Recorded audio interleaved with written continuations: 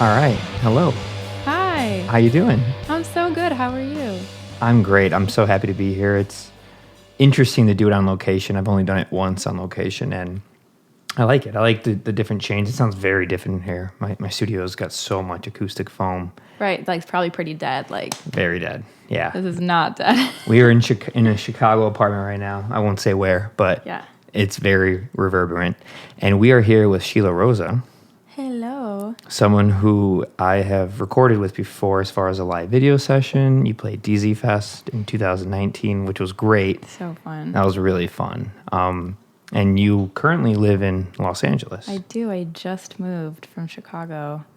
And, like, this is my first trip back since I left. And I wasn't homesick until I came back and, like, went to all my favorite spots. And I'm like, oh, should I move back to Chicago? Maybe eventually, but I don't know. What drew you to Los Angeles? I've always wanted to move out to LA for music and all of that scene. I don't think I knew where to look for what I wanted in Chicago. I wasn't finding it in terms of collaborators and producers to get the sound that I wanted. So I decided to look in LA. And honestly, like, within the first week of me moving there, I found someone to finish my disco EP, like, off the bat, like, from friends of friends. So that's done, and it's going to be coming out in June, and I'm so excited. Do you have a date you want to I don't have an announce? official date for the EP. So the EP is coming out at the end of June, undisclosed date. The single is coming out May 26th. I think it's May 26th. I don't remember. But yeah, at the end of May is my first single. It's called What I Want. And you've actually recorded it. Mm-hmm. That song was great. Finally coming out. Wow, that was 2 years ago. I wrote those songs so long ago, Yeah. and I have bounced between producer to producer, and none of them have got it to where I want it. And I'm like, if I'm going to release stuff, I want it to be, like, I don't want to, like, listen to it and, like, panic every time. You know, like, I want it to, like, sound like what I wanted to sound like when people listen to it, so I'm proud of it. So it's been a really long and painful journey to finish these songs, but they're done. And I'm like, I freaked out. I was screaming when they were done. I was like running around my house. My boyfriend was like, I'm not going to say anything because I've seen what you've been through, but this is crazy. That's amazing. Congratulations. Yeah, thank you. 4 songs, 5, 3? So there's going to be 3 full songs and then like a half-ish song for an intro and then like a voice memo song for an outro. So I'm really excited. Like 5, but like 3. And this is like your first like EP album release? So this is, I like had a first EP in 2017. So that was my first like project with multiple songs, but it's quite the departure from what I sounded like so many years ago. And it almost feels like a debut EP. So I'm like so geeked about it. That's amazing. Yeah. Good for you. Thanks. And do you have like summer, fall plans with shows or tour idea now that things are kind of opening up more and people are being vaccinated? I'm not 100% sure what I'm going to be doing in terms of shows. I have gotten reached out to for some shows at the end of the summer, so I'm probably going to be doing those and announcing those when they get announced. But in terms of massive plans and tour, not sure yet. Like no one knows. You know, everyone's kind of uncertain, so I'm kind of just playing it by ear and gonna see what happens. And it's different in LA. It's not as open as it is around here. Yeah, like you can't eat inside restaurants still, I don't think. You can eat like outside of them, like there's outdoor seating and stuff, but yeah, you can't like sit inside. What was it like to move in the middle of a nationwide or world pandemic? It was kind of weird, but it also made the transition really easy, I think, because my lifestyle didn't change. I went from like working at home to like working at home, but at a different home. So, and I already had like a pretty good like friend support base in LA. So I was actually so nervous about that. I was so nervous about like having my support group and like creatives around me. but I ended up knowing so many people out there. So it really wasn't that bad. And like, we couldn't do a bunch of cool stuff on the way. Like we stopped at the Grand Canyon, which was cool. But yeah, that probably made it a lot weirder. But it was okay. Yeah. And how long do you play any instruments, or are you just a singer-songwriter? So I play guitar poorly. Like I know like the basic chords and I can, but anything more than that, I'm like, yeah, so maybe I don't really play guitar. And I'm trying to teach myself piano, slowly but surely. But I'm more of like a top liner, like a singer-songwriter. Performer. Yeah. Yeah, you dance and move around a lot. Yeah, I grew up dancing. Oh, really? Yeah, I've been dancing since I was 4.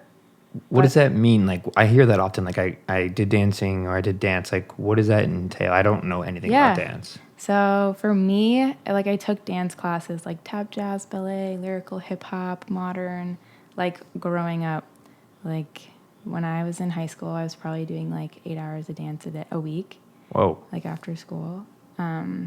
But I never like did competitions or anything. And then I kind of stopped after high school. It was like an old chapter in my life that I kind of moved on from, but it still like is part of my like DNA, you know?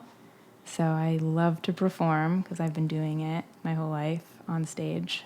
And I love to dance around like when I'm singing. So yeah. And when did you start singing? Honestly, since I could talk, like I don't remember like starting singing. Yeah, right. It's a strange question to ask. But some people are like, yeah, like I listened to this artist and I was like, I'm going to sing. Yeah. And like that wasn't me. I just was singing my whole life. Like when I was in first grade, I remember like being like, oh, what do you want to be when you grow up? And I'm like, a singer. And they're like, okay, cute. Like, but like a lawyer maybe. And I'm like, what? What do you mean? So like growing up, that was really weird. Like I always wanted to be a singer and everyone was like, okay, but now you need to like think about real stuff. So that honestly like deterred me a lot. And I was like, I got so stage fright, like so much stage fright. I didn't sing in front of people until I was in high school. Cause I didn't want to like be made fun of or like, what if I was bad? Like, you know, American Idol, people think they're really good and they go on and they're not. I was like, what if I'm one of those people? Like, I had so much anxieties. And so I didn't, like, take it seriously until I was in college. Was there anybody around, like, encouraging you to sing? They hear you sing, friends, family, and, like, you know, you're pretty good. You should pursue it more. So my best friend, who we're in her apartment right now, she's like been my number one cheerleader like my whole entire life, and so she's kind of always like believed in me and pushed me. But that's like really it. Like my little brother, my poor little brother, I'd be like singing in the shower, like at the top of my lungs, and he'd be like banging on the door. He's like, right, like it's 3 a.m. Can you please stop? I'm trying to sleep. So that was like the energy in my house around me singing. I was just always doing it and I was so loud and I was like, okay, like, we're trying to like do stuff. Now you do have a powerful voice. Yeah. It's loud, which really is loud. good. It's good for recording and for performing because then the microphone doesn't have to be so cranked on its gain, you know? So you can focus in on the person's voice and not pick up all the other instrumentation. As a person who records, it's very nice when a singer can project and have control, you know, and stability in their voice. That's so good to hear because recording myself is a nightmare. I hate it. Well, no one likes it. No singer likes the way they sound. No one. But even just, I'm like, oh, now I need to change the levels. And I'm like, oh, I'm clipping. Like, oh, just it's better to be so clipping. hard. Turn it down. Yeah. Like it's better than to have to keep cranking it and cranking it, and you can't. Then the fan and the wind and everything starts to come in with it. You don't want to go there. So no, it's good that you have. I'm really loud. But yeah, so my whole family was like, yeah, she's good, but also like we're so tired of it. Oh God. And did you you grew up in a different state? It's up to you if you want. Yeah, I'm from Cleveland, Ohio originally, like the suburbs of Cleveland. Not actually. Yeah. And when you moved here for college, did you start pursuing music more then? Because this is a great city for music, you know, as you know. Yeah. I like I had such a identity crisis like in high school because like I always wanted to be a singer and everyone's like, okay, but now you need to like pick what you want to do and go to college for it. And I'm like, shit, like what am I gonna do? I don't know. So I like toured like 11 colleges and I applied to all of them and I was like, okay, I have no idea what I want to do. I don't know like where to go. And so like the day before I had to decide like the deadline, I was like, okay, I only applied to one school in a city. And I think like, what if I end up doing music, like, and I decide and I, come to my senses, I need to be in a city. So I went to Loyola of Chicago because I was like, on the back of my mind, I'm like, okay, but music, like you can't go to a cornfield. I mean, you can, but I'm like, the access there, like if I'm going to do it, I'm probably going to have a better chance in a city like Chicago. So I went to Chicago. And the rest is history. The rest is history. No, it's a great city for music. Honestly. It's one of the best in the world.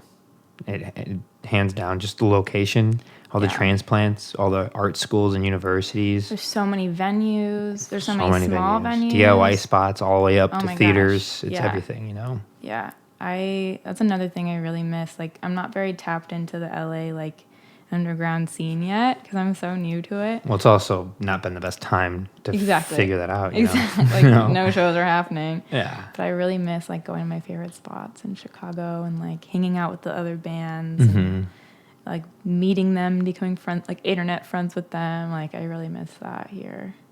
Yeah, no, it's a wonderful scene. Great connection and web of people and so many bands. I mean, it's never hard to find a lineup for an event, for a DIY event. Honestly. There's just so many people. Right. And it's so cool, like going to different venues and seeing bands there. Then you'll see them in someone's basement. Then you'll see them at you see them grow and start playing theaters. It's just so cool to see. No, it is really cool. Or like if I couldn't take a show because I had like a conflict, I'd be like, I can't do it, but here's a list of people that could because they're really great. You should reach out to them. Yeah. So I loved that. Yeah, what you just said is what bands did for me a long time ago when I would try to do these sessions. That I didn't know any bands yet, and so many bands were nice and just would email me like 50 bands to reach out to. There's so many. And you're just like, well, and just how polite that is to just like, oh, you need help? Here's tons of bands. They're all my friends. Right, exactly. It's a lot of camaraderie. Right. Yeah. Yeah. Did you end up playing a lot of venues in the city while you were here before you moved to LA? Yeah, I played a lot of them. We played Schuba's. I played Space in Evanston. Oh, that's cool. I played Empty Bottle. I played The Elbow Room was my first show. I don't think that exists anymore. The big pole in the middle. Yeah, honestly, for the better. RIP, Elbow Room. Yeah. Everyone says it about it, like that pole. The worst thing ever. It's bad. It's bad. I'm like, who thought this was a good idea to put a pole in the middle right before the stage? And it's not like, it's huge. It's not like a little tiny beam. It's big. It's so big. Oh my god! Honestly, oh my god! The first time I ever saw Beach Bunny was at in the Elbow Room. Wow! And now she's like playing Jimmy Fallon. I'm like, oh my god! Yeah, like, that trajectory is wild. Insane! I'm so happy for her. Like, yeah, me too. It's so cool to see someone that's like so sweet and so talented and genuine like do well. Like that's the best feeling. No, it is wild. It's wild to know that like someone like that, played DZ Fest, and then next year is just like Riot Fest, Lala, Coachella, touring the world. I'm just like, wow, that anything's possible. Yeah, it helped me realize for any artist that I'm working with, like anybody, it could happen to anybody. It just everyone's so skillful that comes through. It's a conversation I always have with people who aren't so privy to the music scene, and they might just be listening like top 40 and. They don't realize that there's so many levels of talent. Yeah. All the way to someone just in their room, in their shower, belting it while their brother tells them to be quiet. It's like all over the place. Yeah. And it has nothing to do with, it has everything to do with just not being exposed. Like these people are talented, and just there's not enough room for all this exposure. There's only so much room at the top. Exactly. It's so crazy. And like when I'm talking to friends from home or whatever that, aren't exposed to those things, I'm like, oh, you like this kind of music? Here's like a bunch of local bands. Like maybe you should listen to them. They're really cool. Like They're just as talented, if not more. Like, Yeah. it's crazy. Just as talented. They just don't have 500 million plays on Spotify, but they're just as good. Yeah, You know? and it's wild because like the more I get into music and whatnot, like you see how much money is involved, and like some of the people that are at the top like definitely would not be there if they weren't throwing money at it. Like, I don't have all that money, so you got to be creative and like find different ways to get in. So it's a very bizarre thing. It's a business. It is, and it's hard to like stomach that. Like Yeah. you want to be like, oh, I just want to be like creative and Yeah. make posters for my show and then play these events and dress up and Yeah. make music with my friends and then go perform it to the world. But then you don't want to get to the point where it's like a business, Right. and it's weird when you get there. It's so weird, especially if you're like running a tight ship, like if you're a one-woman show or like you only have like a small team. It's like, all right, I'm going to wear a lot of hats today. It's going to be good. We're going to do it. It's going to be fine. Like so many things to do as a small artist. Yeah. But And it's also fun. Kind of. kind of, why kind of? Sometimes. Like I really love, like I do all my visual stuff because I have a background in like art direction and graphic design. So I love doing that stuff and having like the control, but I hate like not having like more time to just make music, you know, like, or I have to write my press release. I'm like, oh, gross. Typing away. It's like, oh, then you get to like you get to like touch everything and know exactly what's happening. So that's fun, but it's not fun because it's like, I only have so many hours in a day. But you make it work. And if you don't make it work, you just pretend like it's working and no one else knows better. So. Yeah. Yeah, you got to fake it till you make it, always. No, for sure. So you tend to do like all the writing yourself, all the performing. How do you find musicians to play with? So like on shows, honestly, sometimes I'll just post on my Instagram and be like, hey, I need a bassist. My normal bassist, backup bassist, and the backup to the backup is not available. Oh my gosh, one time I needed a keys player and we went, like I was like posting about it, whatever, and so many people weren't able to make that show. It was like the fifth or sixth keyboardist that I like talked to about the show was able to go. So like plan like E. Keyboardist letter E was able to join and it worked out. That's so funny. Crazy. I feel like the 3 times you've played at my house, I think you had the same people each time. So Maybe there might have been a switch. there was a switch. I'm trying to think. You did the session, DZ Fest, and the Halloween show when everyone was aliens. Honestly, all of them were slightly different. Really? Yeah. Maybe I'm just too busy to pay attention to it. And they're all so talented. It's like hard to even tell sometimes. I'm trying to remember. Is it Tommy Bravo's? Yes. Yeah, I don't know why I remember that, but He's so great. I loved his pants at DZ Fest. They were like the coolest. Amazing. Yellow. I was like, can I borrow that? Yeah. It just so sticks great. out to me, those pants. I'm like, those are great. I know. He was like my favorite keyboardist that I He's really work good. with usually. Really Yeah. good. And your drummer, too. The drummer that played the session, I don't know if he played DZ Fest, but the Halloween show was super tight. Yeah. Yeah. Yeah. Jay. He did not play the fest. Okay. Okay. Robbie from Red Scarfs Yes. played with me in the fest. Yes. They're all such dear friends and they're all so great. So yeah. No, yeah, Jay's awesome. And then the bassist in the first live session is the bassist I co-wrote a lot of this EP with too. Oh, okay. So yeah. But he wasn't there. He wasn't able to make it for so many logistical things for the festival or for the Halloween show. Okay. Yeah, a lot. A lot of mixing around. So you just have a list of people that you just bounce around when you try to play an event? Yeah. Yeah. I don't have that in LA yet because I haven't played any shows there. But in Chicago, I've got like a rotation. How long did it take to compile a rotation? Because you were only here for what, 4 years? I was here for 6 years. 6 years. Yeah. Oh wait, you're. I'm trying to think of your age. Yeah, that makes sense. Okay. Yeah, I was here for 6 years. Honestly, it took me like the first year I was just playing with like a DJ and like maybe he'd hop on guitar, and then like for another year after that I like met Garrett, the bassist, and we'd do like a jazzy version of a set because I didn't like know what else to do. So I'd play with like a stand-up bass, a guitar, and a saxophone. And then a year after that, so it's, I guess 2 years, and I met like drummers, and we like got together like the set that is now the set. A lot more disco-y and engaging and fun and lively. So I guess 2 years. And like it was just like meeting other musicians, becoming friends with them. Hey, do you know blah blah blah? Do you know this instrumentalist? Do you know a trumpet player? Yeah. Do you know a violinist? Yeah. Cool. So like I'll just reach out to people, and everyone's always really willing to help. Was it ever challenging as like a young woman in a new city dealing with mostly guys playing these things?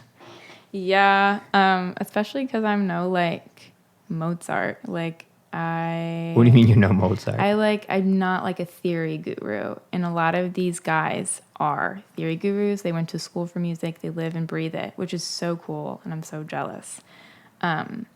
Sometimes like they'll look at me like I'm an idiot. I'm like, no, I want it to sound like this, and I know what I want it to sound like, and it's okay that I don't know the term, but I have a vision. Yeah. So I just kind of have to like ignore that, and like some people can kind of be really condescending.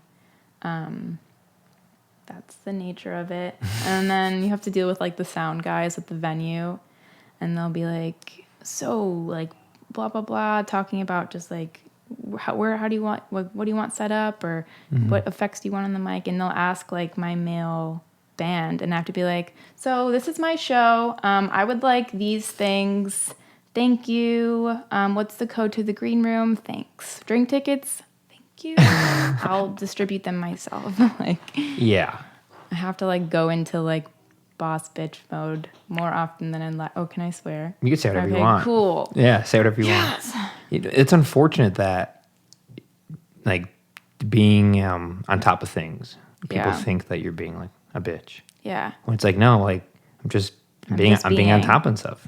I've had, oh my gosh, I was at a gig and they just handed the money to like my sax player. He like was like, I don't know what to do with this. And I'm like, oh my God, like they could have just handed it to anyone. I'm like, I'll take that and distribute it because I know what I'm paying you guys. It was really weird. I didn't like it. It's so strange to me because in my mind, like women have been in music for a long time, and I work with so many of them. I never thought like to do that. I never thought to like it's got to be a guy in charge or something. I don't know why people go to that place. Yeah. But I'm sure you've experienced it a lot. I have. Yeah. I don't know why either. I think maybe it's like some people are just, when they're like uncomfortable or they don't know anyone, they're like, who can I relate to more? And like, oh, bros, my homie, you play an instrument, you play guitar, I play guitar, cool. Like, I'm going to talk to you instead of the beautiful woman that scares the shit out of me. Maybe that's it. Tell us how you really feel. What's the tea? No, but yeah. So that's the experience I've had. Hi, That's okay. You're so fun. Thanks for having us in your place. I did a little rearranging. For the podcast. For the podcast. Yeah, that's it's something I never really thought about, but I've been noticing a lot more from women that I speak to, the stories they tend to have. It's not really nice at all. Luckily, I don't have any like crazy nightmares. That's I good. know like a lot of people that do have like some bad stories. So I've been lucky, which is sad because I've still experienced like the sexism in music, but whatever. And it's sad to say that you have to say like I've been lucky. Yeah, exactly. I've never had to say worse. that. Right. I don't even think about it. Right. Yeah. But I'm like, I don't even think about it. Like, I don't realize it in the moment until I have to like reflect on it because it's just like a fact of like life and It's being normalized to you. Huh? Yeah, it's so weird. But yeah.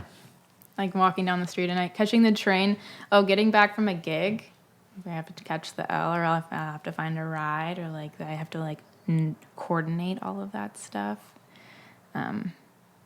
Sounds weird, but whatever. I've made do so far. What do you mean it sounds weird? It's weird that I have to like just navigate all that stuff. But whatever. It's hard though, because it even bothers me that you have to like say whatever about it. Yeah. Not that you have to, the fact that women no. have to say that. Yeah, we do. You know? I guess it's like you have to just not let it weigh you down and just be like whatever about it, because that's all you can do. It's like I could be upset about it, but like then I'd just be upset about it. Like I can do stuff about it and like take action on it, and that's a lot more helpful and productive, I guess. But it does kind of weigh you down every once in a while. So Yeah. Well, I do the best I can to make sure people around me are aware of that. yeah. You know, if I hear other guys doing those types of things, or even kind of coming close to it, I try to say something, because Yeah, that's always helpful too, because sometimes when you're in that situation, like as a woman, you're just like, does anyone else hear this? Is this like, am I overreacting? Like, is this fine? Is this supposed to be fine? And then you kind of get like people gaslighting you, and you're just like unsure of like. You're the minority, because in the music world, you might be 5 guys around. Yeah, and you're the only they're one. telling you what they think is right, and you're like, no, but this is my show, so it's gonna be like this. Yeah. That's got to be hard. I can't imagine. I mean, yeah, it's been a while anyway, so. Now you're like, great, Ben. Thanks for bringing us all up. No. Well, yeah. I mean, I can't relate, but I try to do my best to create an environment like at my home where it's not like that. The best I can. I mean, I can't be everywhere at once, but I try, and it's never really crossed my mind, but it is an issue, because I don't act that way, and I don't associate with people who do, not that I'm aware of, but Right. it is a thing. It is a thing, because every time I go far into it with anybody, any female, they tend to tell me stuff. It's kind of like that with my anything, God. right? Like anything that you have like the privilege of not experiencing. Like I have the privilege of not experiencing like any racism in the industry. Like I have the privilege of not experiencing so many things, and you don't think about those things because you don't have to deal with them on a daily basis. But once you like start to talk to people that do, it's like kind of a paradigm shift. You're like, oh, I should change the way that I'm acting, even though like I might not be doing anything wrong, but just to make sure I'm making extra space for these people that don't feel comfortable. Yeah. That's that on that. I'm trying to think of a good segue from that one. Yeah, I do my best to be, inclusive and with everybody, and just try to get everyone involved and be open to it. I try not to even think about, when it comes to an artist for artwork or for a poster. Yeah. People who want to present at the fest. I just focus on their work as a person, And, as you should. Yeah, it's strange that people instantly go to.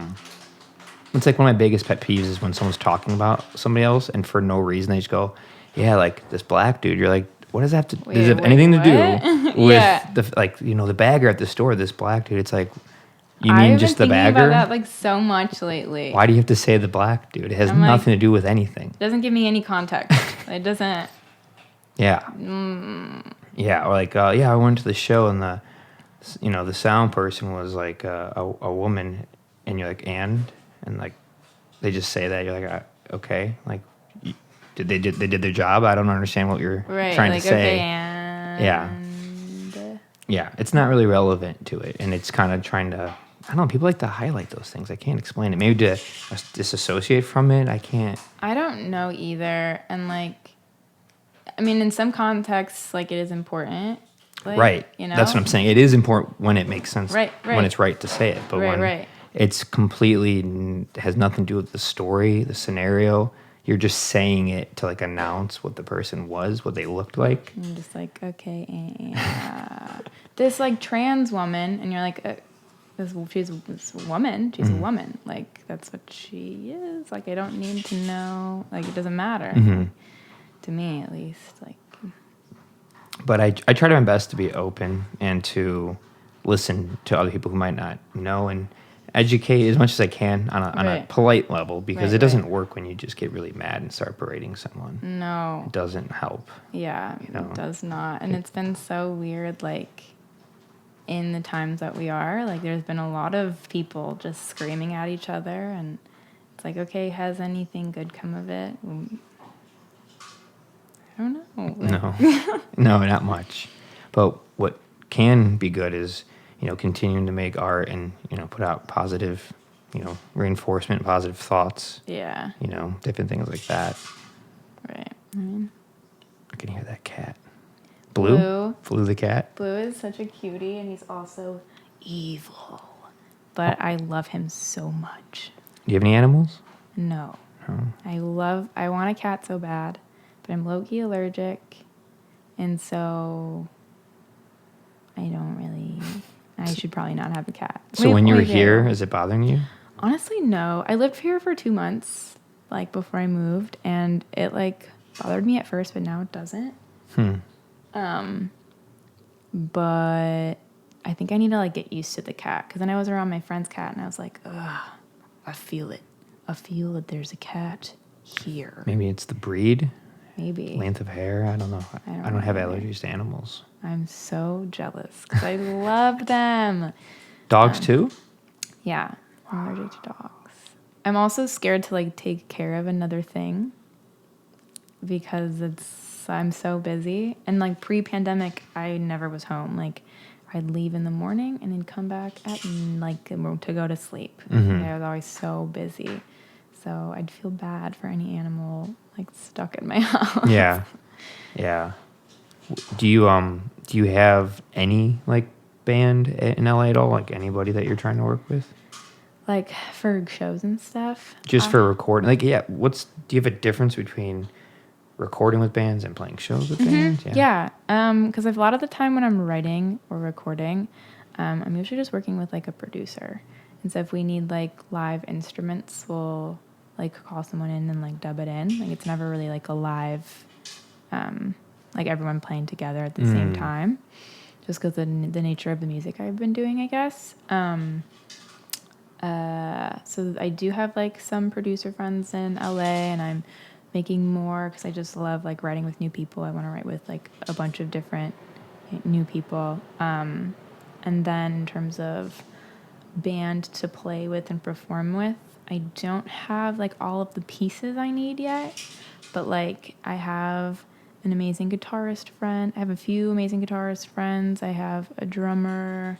I need to find a keyboard player, but I'm sure, like, asking around, like, I'd find that pretty easy. There's a lot of people making music in LA. Yeah. I mean, what, triple, quadruple the population there from Chicago? Something like that. It's way bigger. It's crazy. Very different. Yeah. That's one of the reasons I moved there. Like, I just wanted to have more people doing what I was doing. And, like, a lot of people are like, oh, good luck. Like, it's so saturated there. And I'm like, but that's not the point. Like, the point is to make the best music I can make. Mm-hmm. And hopefully moving there, I mean, it already has, but hopefully it will continue to just give me the resources to be a better artist and a collaborator and just make really cool shit. Mm-hmm. So, like, it's exciting. No, it is. I always encourage people to move if, like, Yeah. if that's what's, what their heart desires, if it's for a reason, like, with Right. music. If someone were to ask me, I'd say, like, you better be in New York, LA, or Chicago. Right. Like, if you're really going for it, maybe Austin. Or, like, Nashville, depending on the genre. Style, genre, yeah. But, like, if you're just doing the thing, maybe electronica, dance, hip hop, R&B, indie rock, you want to be in those 3 cities for sure. I mean, LA, it's difficult because you're kind of far away from any other city as far as, like, a shows or touring. It's like LA, and then, like, you're far away, But there is so much, like, in LA. I mean, you got San Francisco. Isn't it farther? Like, how many hours? 6? I don't know. Probably like 6. Yeah. Yeah. I'm thinking Midwest, like Right, Milwaukee's right there. Madison, True. St. Louis, Detroit, Grand Rapids, Indianapolis, True. Cincinnati, Cleveland. Like, things aren't that far around Yeah, here. all right. I've never done, like, a proper tour. Oh, really? Yeah. I haven't either. Okay, cool. I wanted to You're like, good, I don't feel bad. If he's this age, okay, I'm good. No. It's just been, I want to so bad. I think Yeah. the bands I'm in now, we're going to try. I hope so. You should. I need to do it before I die. I need to learn a new language, Nice. run a marathon. Oof. I can give you tips. Have you done it before? I run 2 marathons. I know you run. Yeah. You've ran 2? Yeah. Wow. Good for you. Thanks. At 24, you ran 2 marathons. Yeah, you could do it. I mean, I think I could do it. It's that time, the It's discipline. time. It's time. But once you consuming. start, like, it's fine. Have you always been running? I did cross country in like middle school and high school, and then I just kind of kept running. You still do to this day? Yeah. I'm not training for anything right now, so I'm like not super comes off that. But if I am training, I'm like trying to go like, I'll try to be flexible, give myself 3 to 6 days a week I'll be running. But Which marathons have you ran? I did one in Milwaukee and one in Louisville. Louisville, Kentucky. Yeah. One of my best friends is from there. And I've always wanted to like go and check it out because he's like, it's the best city in the world. And I'm like, okay. Sure. Yeah. But also like meet his family. Like we're such close friends. So everyone thinks their city is the best city in the world. Everybody. Well, you might not think about Cleveland. I huh? love Cleveland. I love Cleveland. It's up and coming. Yeah? But I don't think I'd move back. No. But I'm just like, I'm a big city person. Yeah. And yeah. Cleveland's Yeah. like Well, the LA set the bar mid-city. high. Chicago Chicago's does at the bar high. Yeah. Like when I got to LA, I was like, so where's the city? Like, Oh, yeah, that's true. It's not Where like the is same it? thing as far as like a downtown. It's just like the No. massive sprawl, right? yeah. And there's like weird little pockets of like, so this place is popping, and then 40 minutes west is also popping. And you're like, but what's in the middle? Like, where So by is 40 minutes is driving, or how far would that be in miles? Just like 10 miles, but it just takes forever to drive. I couldn't tell you the miles, but I know, that's a really ridiculous no question idea. to ask. like, yeah, driving. 'Cause Driving. traffic. LA traffic, baby. It's way worse, huh? I've heard it's atrocious. So bad. Because everyone's driving. There's no like CTA. There's no like Yeah. public transportation. High population, everyone's driving. It's Yeah. weird. It's like designed like a net, I feel like. Like there's no like, because I feel like Chicago's like a T. It's a perfect kind of, grid. And then you've got like some. Nice grid, Chicago. LA makes no sense. But I think there are worse cities. Like I've heard Boston's like really bad. Boston's bad. It's so old though. Yeah. Like I went there once and I was just like, I don't understand. It's like weird Yeah. circles that branch off with a bunch of streets that They're like one ways. paved like horse trails. Yeah, like cobblestone, and you're just like bumping in your car. Like, what is this? Where Yeah. are we? Oh, this is 400 years old. This makes sense. Right. Yeah, yeah. LA's much newer. Obviously, it's on the West Coast, but for some reason they didn't learn from the grid of like New York and Chicago, and they should have. I feel like my boyfriend knows a lot more about this than I do, but he's like, I haven't researched it. But he's like LA was designed by like rich people, so they would like build the things they want, and then they could drive everywhere to them. And so like the downtown wasn't made organically like New York or Chicago was made. It was like made artificially to like bring people there. Like it didn't like exist and then bubble out. It was like created. You know what I mean? Yeah, where it seems like most cities, like the downtown's like the oldest part or part of it, and kind of like Right, and you kind of spreads just like out. slowly expand, Yeah. like as the population gets bigger and bigger. interesting. Yeah. How do you feel about the superficial feeling of LA, of the acting and the modeling and the... I have a love-hate. I don't hate it. I thought I was going to hate it a lot more than I do. Luckily, so far, everyone I've met in LA is honestly so cool and so down to earth and so like willing to collaborate and connect you to other people. Like I was really surprised. Do you think that's because they're on your level? They're like musicians that are there, Maybe. Maybe. transplants maybe, and they're trying to do the same thing. That might be it. They've also been there longer than I have. They're like, I've seen some shit. And you quite literally will have seen a lot of shit in LA as well, coming out of people's butts. Oh yeah, because on the homeless ground. population is through the roof, right? But yeah. Weather's a lot nicer. Yes. Yeah, and LA just hasn't figured out how to like help these people yet. But anyhow, yeah, people are honestly pretty nice of what I've seen. But I also have I haven't been there for that long, and like the pockets I'm in so far haven't been like the super crazy, artificial, manipulative people yet. Yet. Yeah. I'm hoping to get there because I'd be like, wow, I made it. I just got manipulated into, I don't know. I'm kidding. Yeah, every person's dream. I can't wait to be manipulated by someone with In way LA. too much money in LA.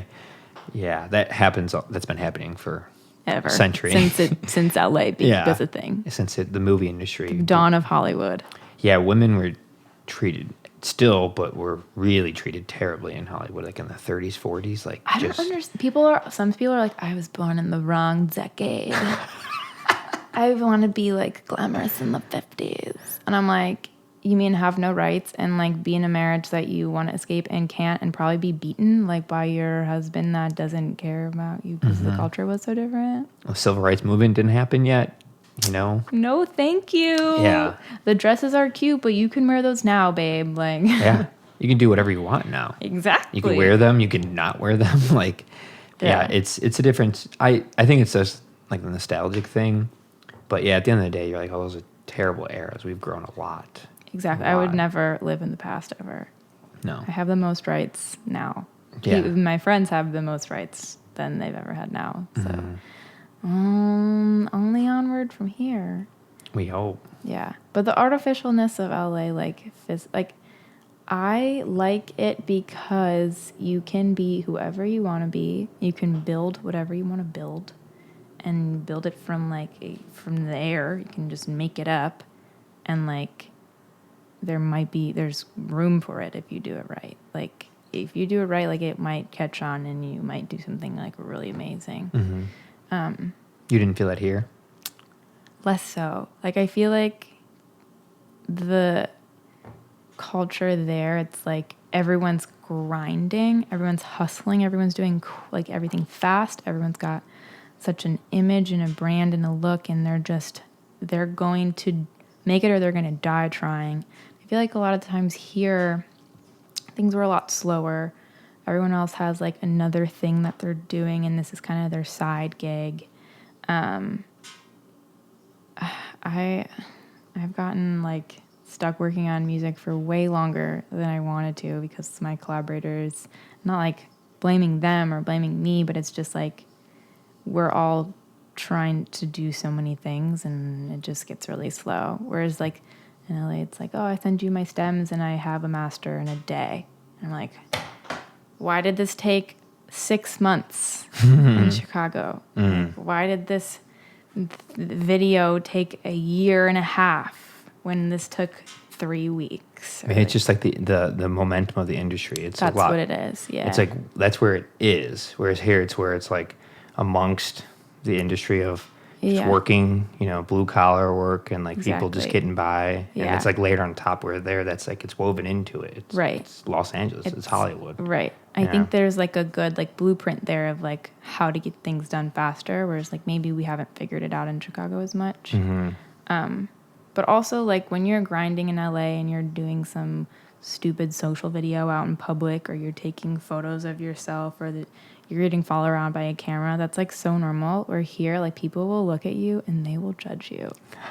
They're like, oh, you're trying to make it like cute. Like definitely a little more like judgy in terms of that stuff in Chicago. Yeah. I haven't done that. I haven't experienced that, but I could see that. Yeah. Maybe no one's judging you out there because they're all doing it. Everyone's doing it. Everyone's doing it. Maybe they're judging you, but because everyone's doing it, they won't say anything. Because then they don't feel like a hypocrite. If they're judging you, they're not judging you because you're like filming yourself. They're like, you don't look that cute. Like it'll be something like that. Yeah. Which I'm like, I do, so it's fine. So you haven't experienced like any cutthroat things yet out there? Not yet. Not yet. It's gonna happen. I'm sure it's coming. Once things open up more, it's gonna happen. I'm excited. And I'm nervous, but I'm excited. I'm excited for it. Cutthroat art. That's interesting. Let's get it. Yeah, so you're like a go-getter when it comes to this, huh? Yes, but that was a confident yes. I am. I'm like super like passionate about it and super focused about it, and I'm trying to do a lot of things and do really well. But I also don't know what I'm doing. So like, And like I'll go in like pockets and spurts of time where I'm like, during this season I'm like really productive and I'm cranking out a bunch of stuff, and then during this season I'm like, I want to curl up in a ball and like I don't want to do anything and I don't know what I'm doing and I'm just not going to write anything and release anything. So hopefully we're going to have less of that and like more of the other one. Yeah. Now that I'm in LA, but yes, I'm very like, I want to do big things. Let's do it. I mean, that's what better mindset. You have to have that in order to make it in a creative endeavor. Exactly. You have to be a little crazy. You've got to be insane. Insane. And so I'm trying to cultivate more insane because I feel like so much of my life I've been like too rational of like, oh, like this will never work out, or like, oh, that's a cute thing. Like, because you just hear all these people telling you those things and it's like, honestly, none of that matters. And even if I don't become the next Beyonce, that doesn't matter because I'm still like taking myself seriously, taking my work seriously, and trying to make the best stuff I possibly can. And that's good enough. Yeah. So. And you don't have to be the next Beyonce. You could just be Shi la Rosa. I could be the next me or the first me. Yeah. Yeah. Whoa. The first me there ever was. Dun, dun, dun. I can be the first me. That should be a bumper sticker slogan for when you run for president. Yeah, and then the title card pops up and my movie begins. There it is. There is one good thing that came out of the last presidency.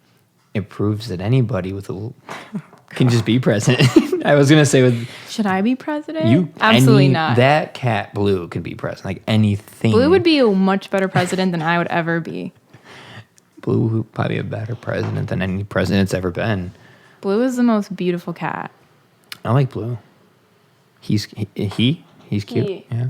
He runs this house. I was thinking about it when you were talking about the music process earlier. You don't play an instrument, so you write lyrics. How do you compose the melodies and the rhythm and the structure of a song? I have to. It's a combination of things. So most of the time I just lean heavily on the people I'm collaborating with.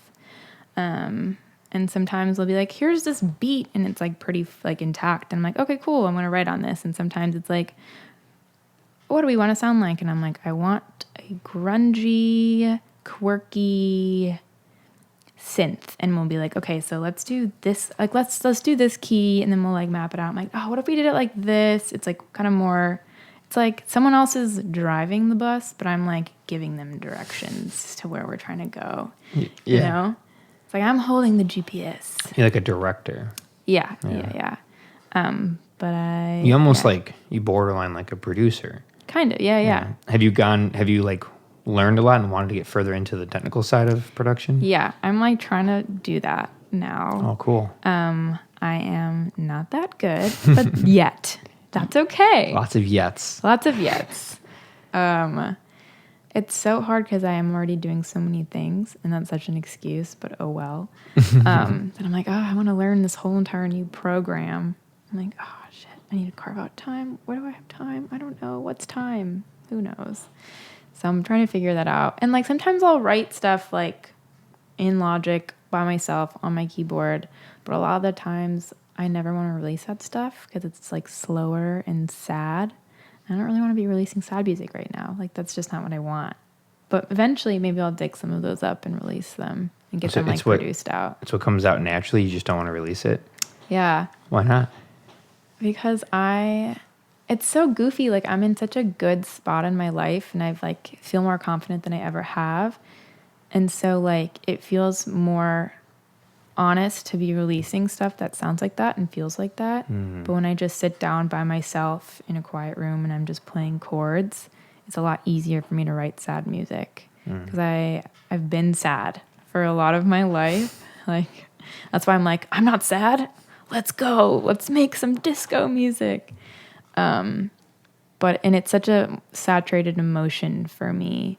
Like I can see it, I can feel it, I can paint with it, like sadness. Whereas happiness, it's a lot harder for me to write. It's kind of why I want to do it more. Because I'm like, I don't know what I'm doing, so I'm going to try to do it. But I'm like, what do I want to sing about? Like dancing?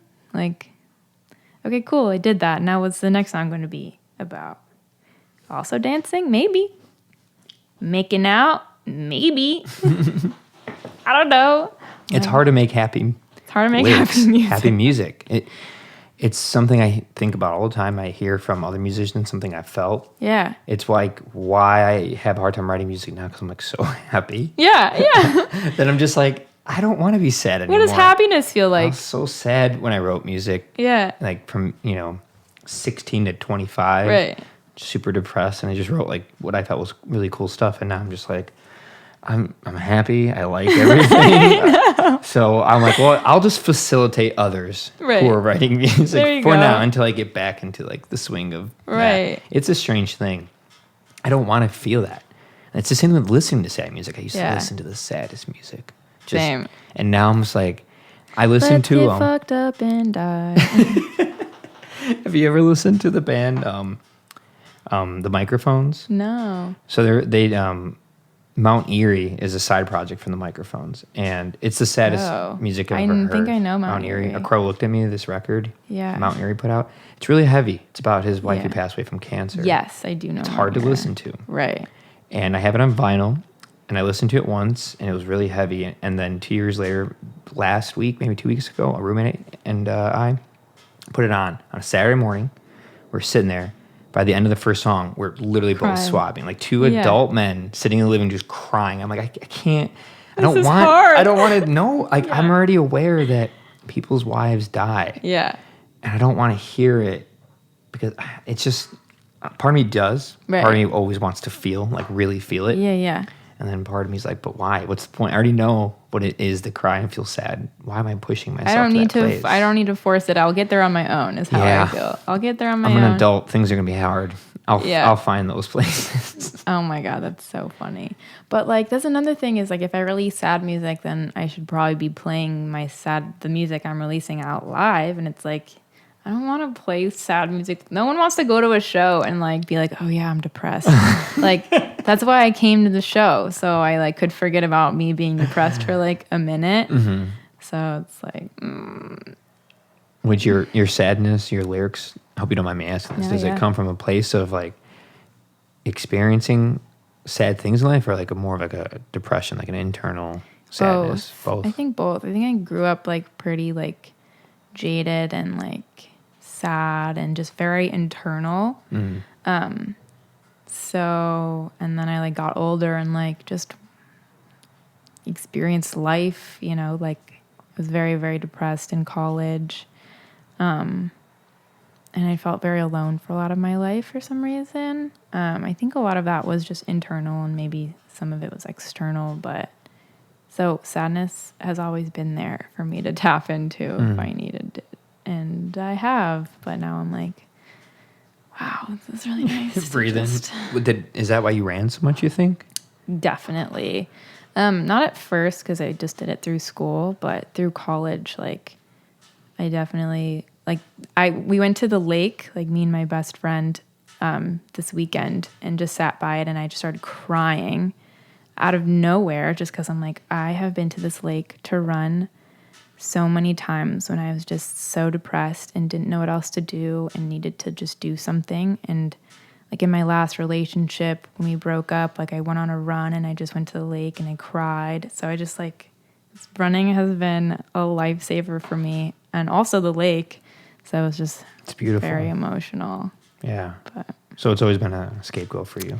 Yeah, I just always feel better after I run. It's a healthy thing to do. Yeah. There's a lot worse things to do if you're feeling really sad. Biologically, your body is happier after you run. So if I'm ever in a rut, like I'll try to force myself, or like even last week, my boyfriend forced myself to go on a run because I was just like in a slump. I had a hard day at work, whatever. He's like, no, you're going to run. And I'm like, no, I'm not. Fuck yourself. And he's like, no, you are right now. And I'm like, okay, fine. And I did. And I was like, wow, I feel so great. I'm going to do all these things. Like, oh, you were right. Does it make you mad when someone calls you out on something, like a boyfriend or a close friend or a sibling or a parent, that like you don't want to do it, you don't want to hear it, but they're so right that you're kind of like, I don't know. Like that exact situation, It didn't make me mad. Honestly, I was cracking up when he was like telling me. I was laughing But I was also like, that's really cute. You think I'm going to run right now. Yeah. I like it. I think like you need people in your life that can do that. And like being told that I'm wrong or like being told like, hey, maybe you should do these things, like that doesn't hurt my ego. It hurts some people's ego.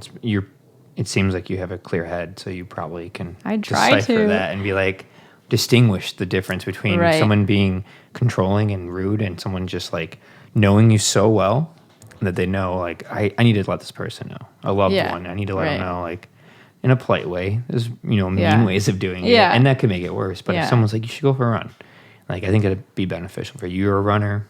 Especially if I trust that person, like I know that they have my best intention, like at the forefront. So I know that they're not like trying to be like mean or whatever. That's what makes a good partner, good friend.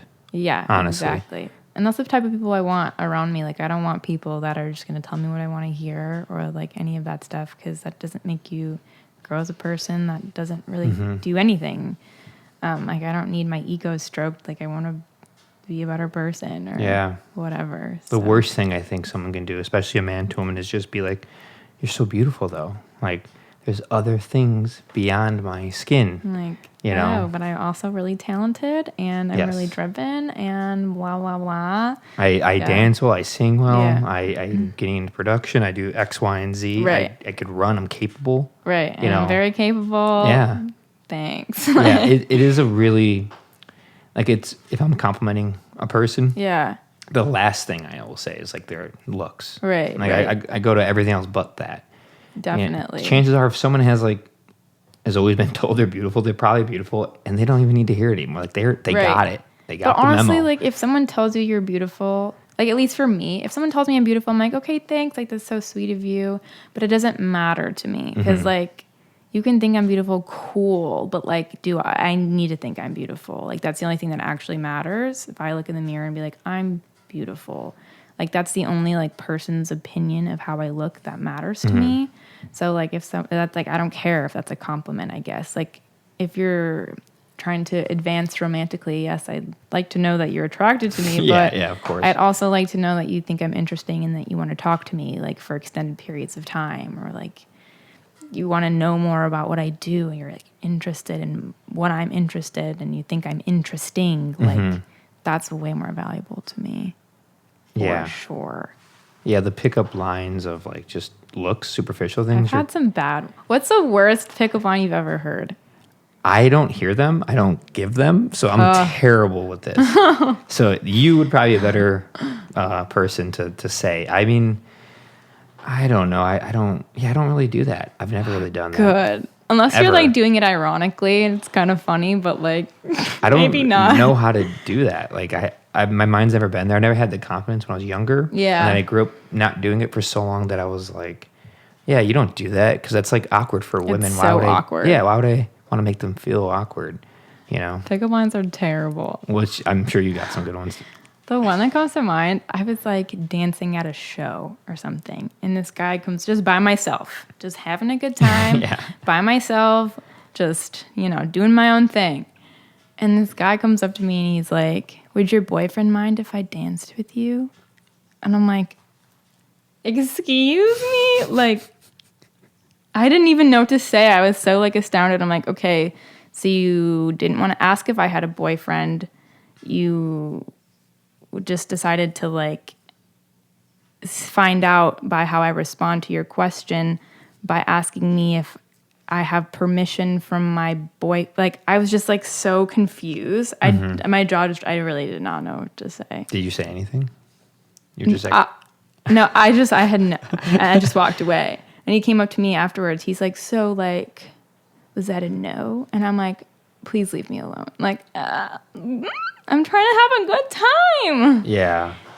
It's, I don't get the pickup line thing. I feel like you could tell if someone's like vibing with you and you could just read that much easier. There's like so much body, looks. The person keeps looking at you. Yeah. If I'm looking at you like you're a crazy person, like do not proceed. Yeah. Stop. But if you're looking at somebody like, oh, that person looks interesting.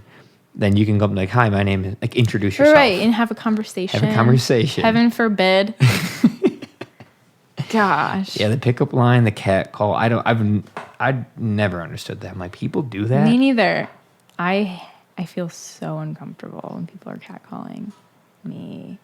And it's very one time I was walking down the street and I got catcalled 3 different occasions going like 1 city block. Here? Chicago? In Chicago. Really?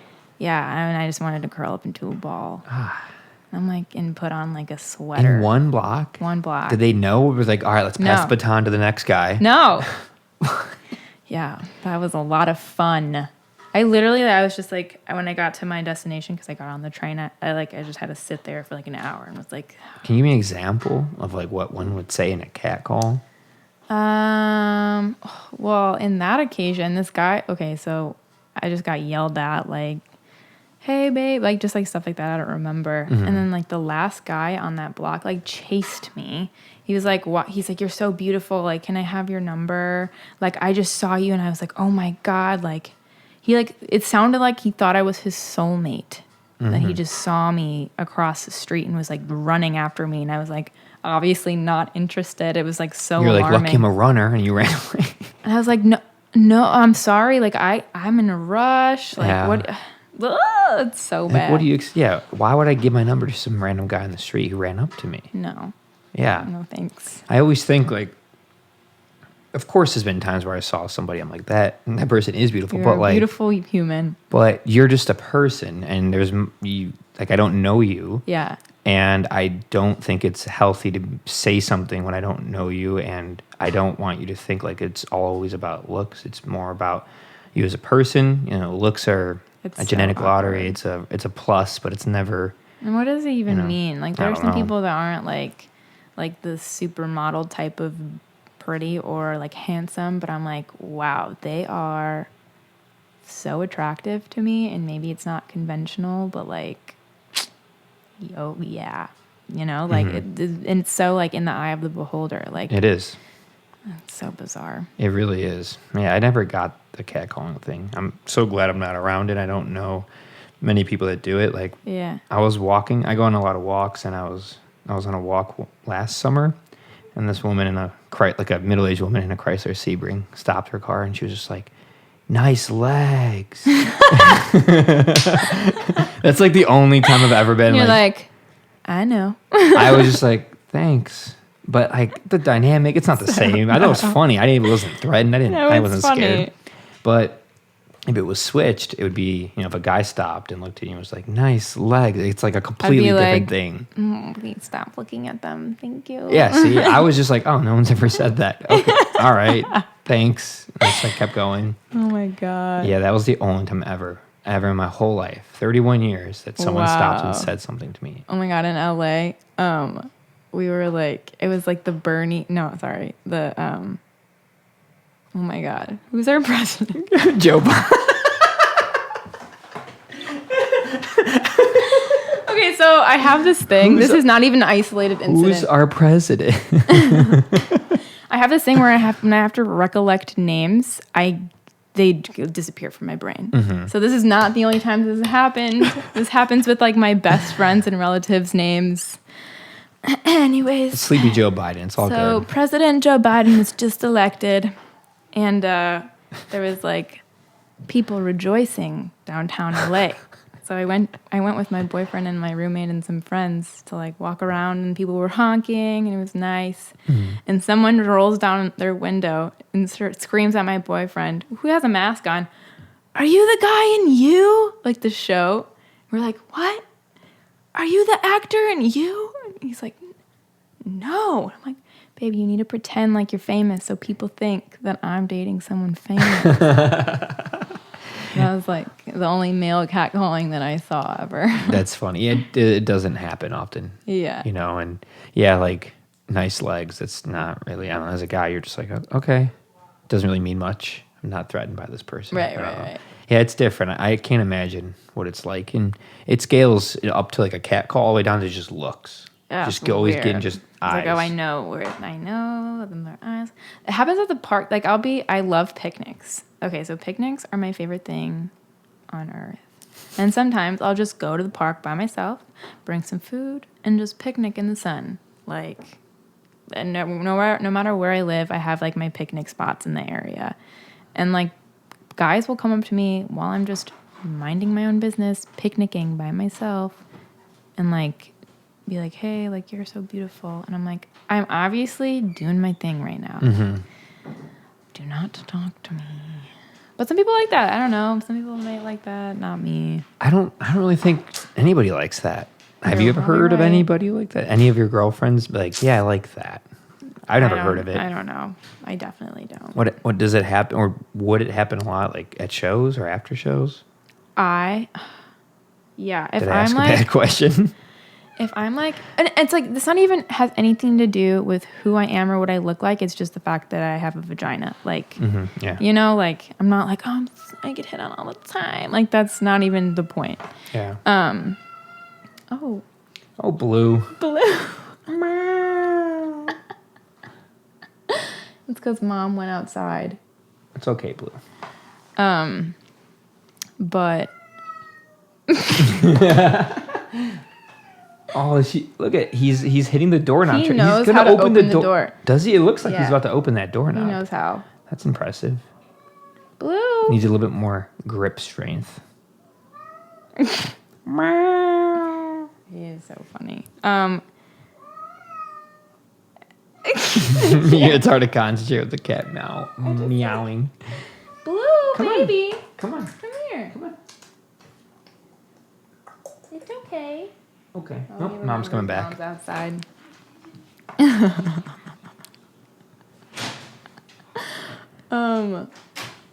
I will meet a person at a show, and they might be in a different band, or maybe they're like, they work at the venue, or they're just there, and we'll just be talking at a show like that I'm either in or whatever. I'm like, wow, like I have a new friend. This is so cool. They're a really cool person, very platonic, just like talking like normal people. And at the end of the show, it'll be like, I had a great time. Like, can I have your number? We should go out to dinner. And I'm like, I thought I was giving you like strictly friend vibes. This has happened to me like so many times.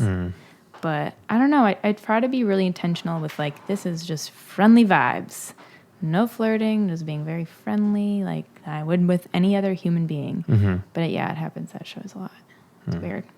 Whatever. Yeah, again, another thing I've never experienced, you know. Yeah, it's interesting to hear that. I'm thank you for being honest and saying these things. You know, it's helpful for people who listen to like know, you know, to learn. Maybe they did that and now they're like, I'm not gonna do that anymore. Yeah, you know, or maybe they never did that and like, okay, well, it's good to know that is real. It's not just people just saying it. It's weird when you hear. It's always guys who say like, yeah, they want it, you know. Do they? No, I don't think so. I've never heard someone go like, I want it. You know, like, yeah, they probably want it from like their partner. Like, that's it. Right. You know, it kind of ends there. You know, it's different. It's weird. I wish it wasn't like that. I wish that people can just be creative and do their art and have fun and not have to worry about those things. Yeah, definitely. You're like, I wish that too. Onto a more positive subject matter. We've been talking about the real shit today. I mean, you I don't know. I just went there. Yeah. I'm trying to think. Yeah. Where am I? Dance. So you started dancing at a young age? Started dancing when I was 4. 4? Yeah. Wow. What is how does a 4-year-old dance? Like shuffle, step, shuffle, ball change, shuffle, step. That kind of like tap dancing. Did you follow like strict rules or did you do experimental things? I took just dance classes. So we'd like do ballet. So it's very like technical. Or we'd do like tap and like hip hop. So I mean like it'd be like taught like technical moves and such. But I wasn't the best like technical dancer. Like I don't think my strengths were like in ballet. I was more like a loose free form type of person. So I liked hip hop and tap a lot. I loved tap dancing. Can you still do it? Probably. I haven't done it in a long time. but I loved it. It's a cool thing, cool art form when people can do it. It's like weird. It's like visually strange, the sounds you get and what's going on. Definitely. But like I couldn't whip out like a hip hop dance move. Like I'm never going to be in the middle of the circle, you know, at the party just because I'm like I haven't done this in so long. Like, can you give me an example of like what a hip hop, I don't know anything about that, like a hip hop move for dance? I don't know. You don't know either? The worm? Worm. No, hip hop as a dance is just such like a deep culture to it that like I feel like if I was like gonna whip out some dance moves, they'd be like poser, because like I would be a poser. Like there's just so much that goes into like the culture of like hip hop dancing and like freestyling hip hop that I don't belong to. So yeah, interesting. And you're did you just start doing that as you performed live on stage? Was it something to like, because you move around a lot. I just jump. Like you move. When I'm performing, I'm not trying to think of choreo or like moves, because I'm just focusing on like delivering whatever is happening. I just do it like I was alone in my bedroom in front of my mirror, jumping on my bed, or like whatever. I'm just trying to have a really, really great time. Because I feel like if I look like I'm having a good time, people watching will be having a good time, or else they'll be like, "Wow, that was a lot of energy." Like, no, yeah, you definitely give off a good positive energy. Like, I do remember people at DZ Fest like commenting on like, because you were going because it's a really big stage, like no ceiling to worry about, carpet on the ground, so it's like good on your feet, you know, good traction, like you could just fly around. And you were I remember you like getting on your knees, jumping around, like bending backwards. Like one thing that dance taught me is like when you move, like there's like a circle around you, right? Of like where your hands and feet go, like when you spread them out. There's, I don't know what it's called, but you know that drawing? Like, Leonardo da Vinci's drawing. Yeah. So like there's that, but like when you're dancing, you need to like break beyond that. Or when you're moving, you should like break beyond that. And dance like really taught me to take up like the space I'm in instead of making my own little like fishbowl. It's like I have this whole sea to move in. I should take up like all of the room. So I kind of do that subconsciously now. Does it help break like a stage fright? Yeah, it definitely does. Like instantly, you're like, well, I'm singing. I'm not holding an instrument to hide behind. Yeah. So I'm moving and singing. I instantly have to feel comfortable. Otherwise, you know. It like brings me there. Like when I'm performing, I like black out. Like I don't, and nothing I'm doing is like, I'm going to do this now. A trance? Yeah, I'm just doing whatever feels right. And I like tap into like this performing mode. And once I'm there, it's like I don't have room to think about being nervous or think about all those things. I just have to like deliver like, oh, I'm doing this now. I have to perform now. And so like the stage fright just needs to go away or else I will shrivel up in a ball. Do you still have it? Or you've performed enough now where you get it, but it goes away quick and you're in it? You like, accept it? A year ago, I'd probably be like, I don't really have it anymore because I was performing like several times a month. But I haven't performed in over a year. So I will probably get really nervous the first time. Because it's like a muscle. Like, the more often you do it. And like, I remember for that show, the Halloween one, I had like 3 shows in a row. Like every weekend I had a show for like 3 weeks, and I'd never like done that before. And by the 3rd one, like I just felt so confident and so comfortable I could like do anything. And it was like the best show I think I've ever played, like that last one. Which one? It was at Playground Social. They're like a DIY space, and they do a lot of like stand-up comedy. It's honestly a really great venue. Whenever Chicago opens up, you should really go to one of their shows. Like, I've heard of it. I've just never been. They put on amazing productions. Nice. And they're all really, really great guys. Just derailing for a second, like the beginning of their show, they'll have like a theme. And so they'll have like different stand-up comics go like perform their like routine to like the theme usually. And in between, they'll have like 2 hosts that string the storyline along. And it's like That's fascinating. goofy, and like they'll engage with different like media. So they'll like leave the stage to go do something in the alley, and the TV will turn on, and it's like what they're doing in the alley, but it's like pre-recorded. It's like, so the production value. Wow. Where is this at? What neighborhood? I think it's in, I want to say like Roscoe Village. Okay. Yeah. I can't wait to check that stuff out again. I miss shows, from a house show, a balcony show, to a theater, just all of it. I can't wait. I will pee my pants, I think. like once everyone's like vaccinated and it's all like good to go, like I just want to get really sweaty with a bunch of random people that I don't know, make some friends. Like I really miss just going out to a party, a show, and just making friends. Like I think I will probably be bad at it at first, but I really miss it. Like you meet some really cool people out in the world. Yeah, going out into, because they're doing the same thing you're doing. Yeah. They left their house or apartment that night. They're like, oh, we'll go to the show. Afterwards, we're going to get food at this Mexican restaurant. Right. It's what made, like, man, you're bringing me back to your age. We're 7 years apart. Yeah. So it brings me back. I mean, I still do those things. Right. I'm just more like, I have so many friends in their 30s. Yeah, I do it too, but I'm very conscious of it. It's like, right. All right, I'll do it, but like I'm only gonna have like this amount of food. I'm gonna try to get home and go to bed by 1 and not I sit feel till like 3. I'm starting to do that too. I'm so deliberate now with everything. I'm like, oh, if I'm drinking tonight, I want to stop at 11 and drink coconut water so I can be hydrated. So, like I'm such a dork about it now, but it's great because I learn. It's from all the experiences. Right. It's from throwing up.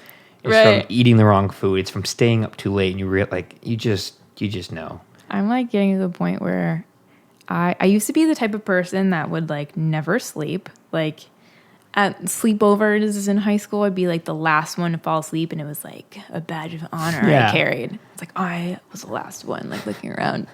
And now, if I don't get 9 hours of sleep, I am not fully functioning. 9. What time do you go to bed?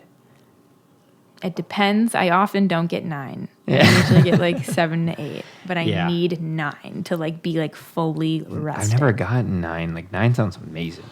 I always have to go to the bathroom. It wakes me up. I can't get 9. I'm jealous. You're jealous that you can't get 9? I'm jealous that you don't need 9. I think I do. I just I really like 7.5 to 8. That's a good amount. 7.5. I usually get 7, but 7.5 is like 8. I got like 5 last night. I'm pretty tired. Had a lot of coffee today. True. I'm probably about to get very little sleep tonight. Why is that? I'm going to have a session later, and then I have to be up really early to do some work. So session, like recording music? I'm going to be writing. Nice. With friends from old friends? Yeah. So this one's going to be with Cho. He's a producer I love to work with. He produced a song called Talk, Make Up My Mind, that did really well on Spotify, which was really cool. So we're going to work on a bunch of other stuff and see what happens. That's cool. Yeah, I'm really excited. Do you go to any other cities in the country to do stuff, or is just like LA and New York is your thing now? Really, just LA and Chicago. I went to New York. I don't know why I said New York. No, Chicago and LA. I went to New York once for a session, and that friend then moved to LA. So yeah, New York, LA is such a common thing. People do that. That's where my mind went. Yeah. But, which is so interesting because they're so far from each other. So far. But that's like the hubs. 6-hour flight, 3-hour time change. Just a different world. Yeah, I can't. The vibes are so different too. Oh my God, yeah. Yeah, New York is like, it's weird. It's like New York is so busy and big, but it has like the big skyline, the big downtown. It's very old. It's like business, it's fashion, theater, comedy, music. But LA's like the weather changes it so much, and then it's got like that. It's a little bit of all that too, but then some of the acting. Do you do any acting? No, I think I'm a pretty awful actor. I've been in like other people's music videos. I feel like I can do like 2 emotions. What are they? A bad bitch, because it just means like you just need to like not make any facial expressions. You just have to have like, and then I did like, what was it? like maybe it was like in love. It could be like in love. Just give like flirty eyes. Mm-hmm. But other than that, I look like an idiot. Like some people's faces are just emote so well, and I don't think I'm one of them, and that's okay. Yeah. Some people Like, can't do it. I mean, like I don't have like a good like voice or cadence either to like deliver lines. I feel like I could only be a certain type of role if I ever had to be a role. yeah, I feel the same way. So I Yeah. get you. Yeah. I feel I don't feel, that's like something I feel so foreign from. Like, I know. How do I act? Do I just I don't get it. I don't get it. I always hear people say like, just like be you, but like whatever it But says them. on paper. Right. And I'm like, what? Right. But then you see such great actors that, because you like watch an interview with somebody, then you see their movie, you're like, whoa, that's insane. So crazy. Yeah. Honestly, Yeah. I was just doing that with, I don't even remember. Her name was also like Irish. It was like kind of the girl in Lady Bird. Oh, Greta Gerwig? No, that's the director of Lady Bird. Yeah. Saoirse Yes. Ronan? Yes. Yep. Her See? name. Okay. And I was just like, whoa, you are so different. Yeah. Yeah, she's a good actress. Right. Good actor. I really liked Mary, Queen of Scots. Did you see that movie? No, She was in with didn't. Margot Robbie. It was really good. But like it's cool in LA because I'll like befriend like actors, like people at my level of acting, like not like my, like where Your I am age in group? music, like where Okay. they are at acting. Got it. And I'm like, wow, you're like so cool and so talented, and I don't understand what you do. Like, yeah, I just made like a bunch of audition tapes, and I'm like, that sounds awful. Yeah. You had to go into a room where there's just like two people with the camera on. They'll have to do it at their Line. houses now because of COVID. Oh. So my friend's like, yeah, I get home from work and I just like make a bunch of audition tapes, and I'm like, no, you have to be so on, Yeah. like. It's an art form. It's its Yeah. own thing. I'll never get it. I love it. I appreciate it. I probably will never do it. Right. I want to make a movie someday, but I'd rather like direct it. Right. I don't want to. I would much rather direct. Yeah. Or just be in the background doing like nothing. What are you doing here, miss? I'm pretty sure I was supposed to just sit on this rock. Yeah. This is Mermaid Scene 2. Mermaid Scene 2. So you made a handful of music videos. Yes. I've seen some. How many have you made? I don't know. I made so many. And some of them just never will come out. Oh, really? They're Like just maybe like one or two. one or two are they're never going to make the cut, huh? No, because I killed the songs. Oh. Yeah, a long time ago. Okay, so I made one, but then I took it down because it was my first one ever, and I have grown. So I'm not going to count that one. Well, how old were you like when that came out? 20? Okay. So, it just was not, it didn't make the cut. Yeah. Okay, so I have 3 like really simple ones from this thing I did called the Primary Project, where I released 3 singles a week apart, and like one is yellow, one is red, and one is blue. And so I did remember like, that. yeah. It was like last year? Or I think that was 2 years ago. it was in May though, right? Yes. I knew it was in May. Wow. I felt, because last year didn't happen. Yeah, it you didn't. know? It doesn't make So I was like, Yeah. it was in May. It was I don't know why I remember like that. the real last year, Yes. but not Yes. the actual last year. I do remember that. Okay, yeah. So I did music videos for each of those. They're pretty simple, but I like them. And then I did Space Queen, which was so much fun. Oh my God, I loved that. That's a cool video. Yeah, it was really fun to make. A lot of moving parts. Is that where you got the costume idea for Halloween? Yeah, we just took the costumes from the video. Makes sense. Yeah. Yeah.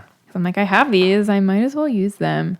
And then I did one that I released in October called Sky Roof. And then one I released in February for my song Not in Love. So 6 That's a lot. that are out.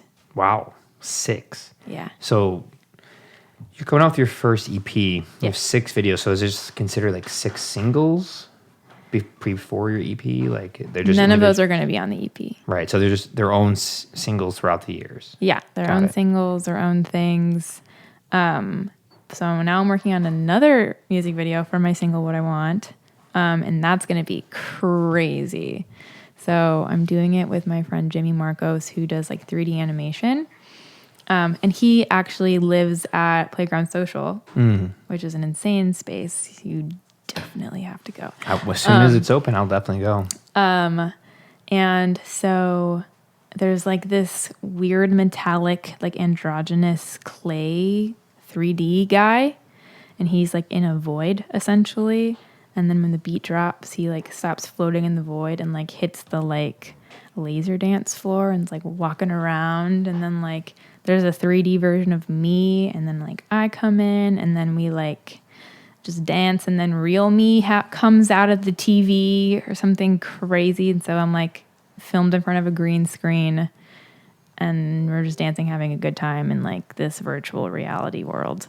That's cool. I'm It really comes excited. out this in June? It's probably going to come out after the EP because that's been an undertaking to work with some 3D rendering stuff. Yeah, that's a lot of work. Oh, yeah. That's really cool, though. I'm so excited. And how much are you a part of that creative process? Just kind of giving direction and concepts? Yeah, so depends on what video. Usually I like to be extremely involved and usually the concepts are mine. Or I like co-concept with whoever I'm collaborating with. Like the Space Queen one, I like, we mapped out all the scenes together, but I was like, this is what I want. I texted him I was like, Disco Alien Space Party. And he said, yes. And I'm like, okay, cool. Disco. That's great. So that was that one. Then for, Sky Roof. Is it the one with the blood? Yeah. Okay. Yeah. A lot of blood. I was like, the song is really sweet, and it's like about me sneaking out in high school to like look at the stars with my then boyfriend, which is so like innocent and sweet. But I'm like, let's make it bloody. So I kill him. But I took that to like that is innocent and sweet. You murdered him. I murdered him. My poor boyfriend. I killed him in the video. He's such a good sport. He like got shot in the face with like a blood gun, like a. What kind of blood was it? Like what was? I don't coloring, know. like a food coloring. We had like a blood tech on really set. Yeah. Wow. My friends just were like, "Oh, we know this blood guy. He's coming through," and we're like, "There's gonna be a blood guy." Yeah. Like, was this in L.A.? No, this was Chicago. Really? All these were in Chicago. Wow. Who knew a blood tech? There's like one in the Midwest, and it's this guy. I know a blood guy. Yeah, there was this New Trash, this company that makes videos. They made one in my backyard with this band Black Bear Rodeo, and they set a guy on fire. Oh my god! And they had like a guy who actually like does it for like Hollywood come out. Yeah. In my backyard, I'm just sitting there watching it. And I'm just like, this is my backyard. Like I see like the DZ in the background. Right. And this guy's covered in like this goo. You know, the fire retardant goo. Wow. And they just set him on fire and he's just running around burning. I'm like, whoa. This is my backyard. Yeah. That's insane. It was insane. Wait, I want to do that. You want to be set on fire? Yeah, or I want someone to be set on fire for me. I would watch it again. I don't think I'd actually do it, but you know, it was an actual stunt team, a stunt person. They had the fire extinguishers. They've done this a bunch of times, and they went all out. It was crazy. It was cool. I love it. I love music videos. Like the visual world that my songs live in are just like an extension of the song. So like I love, like it's so important to me to like make it cool and make it like how I want it and stuff. The 3D one, I just really loved Jimmy's work. And I was like, hey, let's do something really weird and like kind of like Adult Swimmy. And he's like, say less. And so he's kind of leading a lot of like what's happening. But I was like, let's make it weird. Yeah, I'm really excited. That's something I miss doing with artists because of COVID, like just collaborating, working on stuff, music videos, the live sessions. Like I'm doing more of them now, but I did so many and the shows, like the monthly shows, just stuff like that, and just going to them, going to those events, going to a comedy show, going to anything, just doing something besides sitting at home. You know, you were a busy bee. Like, you did so many sessions. Yeah. So many. I miss doing it. I was doing them a lot, like 4 a week. Yeah. You know, all the time. I miss the touring bands. That was my favorite. I miss, like, I want to go to DZ Fest. Like, I want to, like, be able to enjoy DZ Fest again. Yeah. It was so fun. It was fun, right? Yeah. You guys were great. I remember you played I remember when you did the Bad Guy cover. Yeah. Yeah, I remember when you did that, I was like, 'cause I just heard that song. I just found out what that song dropped. was. Yeah, it just dropped. And I was like, nice. That was a good idea to do that. Like, it got people. I was like on the way to band practice. We only have like one band practice before a show. So like rolling up to band practice, and I text them like, I'm still in my Uber. I'm like, we're gonna cover Bad Guy. Let's cover Bad Guy. And so we just like sat there and figured it out. And they're so talented. They had it in like 30 seconds. Trained jazz musicians. Oh my God. I know. I mean, they're insane. I've heard so many people play that I instantly know. Like, yeah, you started playing at 6. You took lessons. You were in jazz band. You studied in college. I could hear it right through your fingertips. I was not allowed to take music lessons growing up. My parents were like, you need to focus on your studies. I was like, this is studies. I know. But I was allowed to be in like marching band. So I like played clarinet. Oh, so you do play an instrument. But I don't anymore. I haven't picked it up since I put it down. I should see if I can still whip out some notes. Clarinet. So like woodwinds. People really make fun of clarinet too. Yeah, what is it with like flute and clarinet? They just get crapped on. Well, flute. I think people like flute. You think so? Clarinet. Who are these people you're talking to? Clarinet. There's like a joke that's like you can't hear the clarinets, but you also don't want to hear the clarinets. It's like a joke in marching band. But it can be, if you're good at it, it sounds nice. Yeah, I wasn't that good at it. I never played like a marching band instrument or brass or wood. I really wish I like graduated to sax. Like it's like good. That's a cool one. But I just never. I don't think I took band that seriously. I could see you having like sax in your music more. Like yeah. I don't know if I will. Yeah. I think it's because I played with the sax like on my live shows for like a year or two that I'm like saxed out. Saxed out. Yeah. It's not your thing. Doesn't vibe with you. I think I'm over it. I like did that already in my brain. What's your favorite combination? Is it like keys, bass, drums, you? For a live show, yeah. Yeah. That's been my favorite. Maybe I'll incorporate like, I don't know. I don't really have guitar in my music right now, but I might eventually. So maybe we'll add a guitar or something. Mm-hmm. But like for me, bass, I love bass. Bass is where it's at. Bass is like, I really took bass for granted for a really long time. And then I was like, wait, the thing that I love in music, it's just bass. Like, yeah. Oh. I did too for a long time. Because I play guitar, but I started playing bass in 2 bands. And it made me just completely change my thoughts about it, appreciate it more, understand its value, how it's so different. I always thought like, okay, there's 6 strings on a guitar, 4 on the bass. So like the bass is less, right? It's easier, right? Because it's less strings. Yeah. And it's just different. It's just a different instrument, and it has such an importance in helping the singer get their pitch, helping the guitars and the keys kind of have their place and where they fit. Locking in with drums. Locking in with the kick and the snare, 100%. Yeah. No, your bass drummer combo very tight. Yeah. They go back.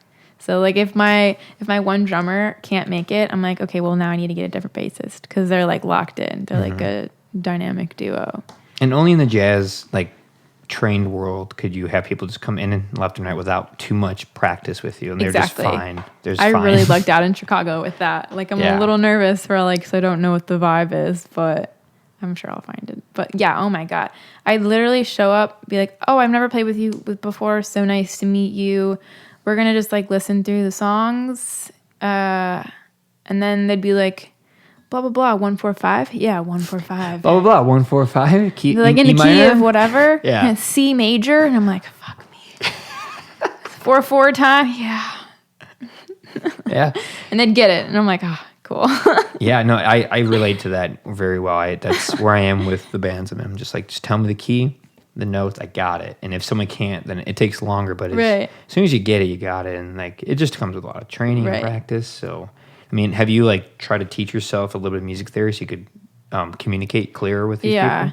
Yeah, definitely. That's kind of why like I got more into keyboard and learning like, different, all that stuff. And like I understand keys because I play clarinet and stuff. And time signatures and all that stuff and like some of the terms, but not like as much as they do. They're like encyclopedias. It's crazy. Yeah. But have you ever done any odd time signatures with your music? No, I haven't. No. But I would love to. But like I have no idea where I'd even start. No Yeah, idea. that's tricky. I mean, I don't know. That's because you're dancing, you're singing, so you have to find a way to make it work because it throws Right. off that The whole constant thing. normal Yeah. 4/4 or 3, a swing like a 3/4. Yeah. But what you can do is do like a 7/4 and break it up into like a swing, like a 1-2-3, and then a 1-2-3-4. Yeah. Combine it together. You know, so you I have mean, to I go- can definitely find a groove to dance Oh, with, yeah. and that's super easy. Oh yeah, you could. I think, yeah. I don't know. Maybe I will. I'll make a math pop E EP. Polymath Shi la Rosa. Yeah, Done. done. Let's do it. My Okay. producers will be like, "What the fuck?" There's no such thing as this odd type signature in this type of music. Meanwhile, in my like own head, I'm like, I think I want more 4 on the floor. like I'm sitting there, I'm like, what do I really want? I'm like, yeah, I just want this to drive home. Is it your goal in life to just be a paid, like, successful musician? Is that what your ultimate dream? That'd be really cool. Yeah. That'd be so cool to just be able to like make whatever I wanted. That'd be dope. Go into the studio for a week, you know. Oh, I would die. I know. I want to also. I really want to ghostwrite. Oh, I really want to ghostwrite. that's probably a good place to be, LA, for Yeah, ghostwriting. exactly. So I haven't figured that out yet, but that's one of my goals. Interesting. Yeah. Why ghostwrite? Well, it makes you a better writer for yourself at the end of the day. Yeah, more practice, and plus you just like meet a lot of cool people, and like you get to create, but like in a different way. You know, like you're still like writing music, but it might have the chance to like be handed to someone it's like collaborating in a different way. Yeah. You know, Interesting. I never heard someone say it before. I want to ghostwrite. I've never I heard really that. want to ghostwrite. Could you imagine? Like, oh yeah, I wrote that Justin Bieber track. Like that'd be so cool. That is crazy. Get some, do like- they have to sign something saying they can't say they did it? No, like I mean, maybe. I've never heard someone depends. ever in the existence going like, "Yeah, I wrote that song." I Really? never hear that. Oh my gosh. Maybe it's because I'm not in LA. I don't know. Maybe you're just like you just listen to like more indie stuff where they Yeah, actually write their own That's stuff. probably it. Yeah, Pop World is like all. A I don't lie. listen to enough pop. That's at all. Oh, who's that one girl? God, I'm recollecting names. No idea what her name is. I can't think of her name, but I can picture her face. And she like writes a lot of Selena Gomez's music. Oh, okay. She writes a lot of Justin Bieber songs. And then she started being able to release her own stuff because she was already like plugged in. What is it about the pop world where like they don't write a lot of? It's like inherent to like not write a lot of your own music. I think the pop world, my theory, the pop world, it's less so about being able to like be the writer and more so about being able to like deliver and sell The it. image. And like Billie Eilish, you know, like if she sings any song, or Miley Cyrus, it'll sound like a Billie Eilish song or a Miley Cyrus song. Yeah. Like when Miley Cyrus does those covers, you're like, this sounds like she did a bunch on her last project. I'm like, this sounds like a Miley Cyrus song. Like this, she owns it. She embodies it. And she's such a character and such a performer that she doesn't even need to write it for it to just feel so right. And I think that's what a lot of pop music is. And some people hate that and some people don't care. They're like, it's a great song and this person really embodied it. So yeah. A lot of the times like pop musicians will like they'll just have writers' rooms, so they'll co-write with like 2 other people. Mm-hmm. But Yeah, like I think like someone like Taylor Swift is usually part of a lot of the writing, but not always the sole writer. I think she's like really like part of who she is as a person and as a brand is like she needs to write it. And like maybe there'll be a collaborator and a co-writer, but she's like she won't accept songs written by other people because like there's like a list that goes out in the industry of like, okay, so Justin Bieber, he's looking for this type of beat or this type of song top line. Miley Cyrus is looking for this type of song. And so like people will just like pitch the songs to them. And so like Taylor Swift will not accept like written songs. Like she might accept like beats, I think, or like instrumentals, but I don't know actually if she does that, but like she needs to be a part of it or else she won't accept it. Oh, okay. Yeah. Interesting. So it's a spectrum. There's people who do it. There's probably people who write nothing. Yeah, definitely. Maybe they don't even sing. That is also true. Yeah. That I can't get behind. That really, it's like you're trying to, like, that's what you should, that's it. That's all you're doing. Yeah. I Tell really me. don't like that. You had a sigh. What's on your mind? There's just a pop star that does that, like, that doesn't sing her own stuff. Who? J-Lo. Oh, no. J-Lo? J-Lo does not sing her own stuff. I think I knew that, but... Yeah. And, like, she has a lot of money for someone who doesn't sing her own stuff. Well, she started as a dancer. She started as a backup dancer. And I think... I don't want to, like, diminish J-Lo's importance to the culture, because I think, like, she was really important for, like, Latinx women and pop culture and stuff, but as just a vocalist, I'm like, come on. Like, So does she sing her own stuff in the studio? From what I've heard, like, she goes in and, like, sings, like, a take and then has, like, a person, like, do the rest of it. Wow, I didn't know that. Yeah. So, like, the movie Selena, she wasn't singing those songs. I'm kidding. I don't know. I actually never saw. I never saw her, like, her. Yeah. Oh wow, I used to love that movie when I was a kid. Yeah, my grandma showed me it because she was from Corpus Christi, where Selena was from. Oh, sick. So she was always like, and she just died, so it was like a big deal. Wow. Yeah, I used to love that movie. I probably could sing the whole soundtrack by heart. That's amazing. Heard it a lot as a kid. I could do that with Avril Lavigne's debut album. Oh, nice. Like, is that the one that had Scared Boy on it? Yeah, it did. Okay, I could probably do that one too. I remember remember all of it. I wanted to go to that concert. Maybe it was like 2002. Yes, it was. And my sister went. Really?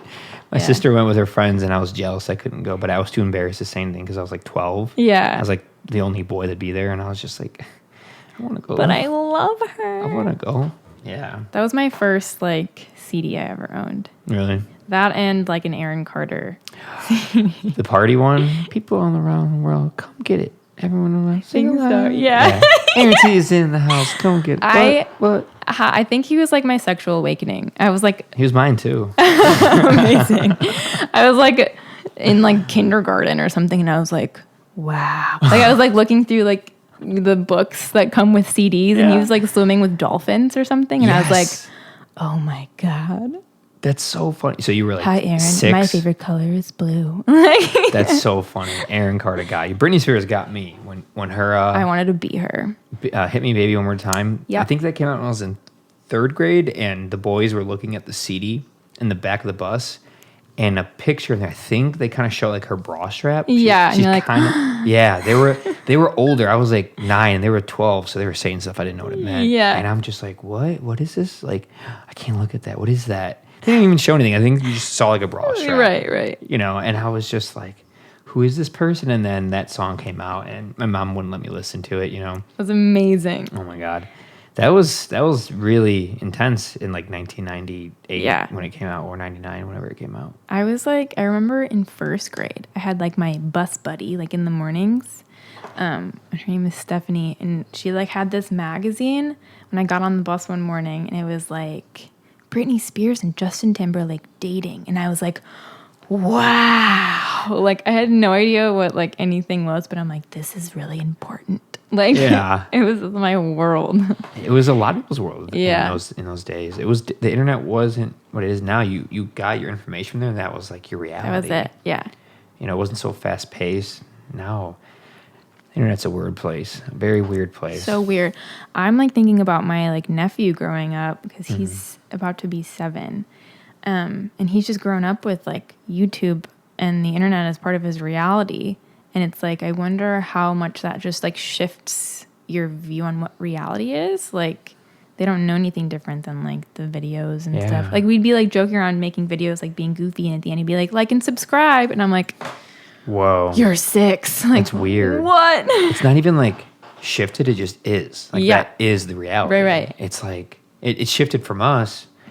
Man, I mean, but then you have to think like our parents when they think about what we were doing, like I was on MySpace in like 2004. I loved MySpace. I loved it too.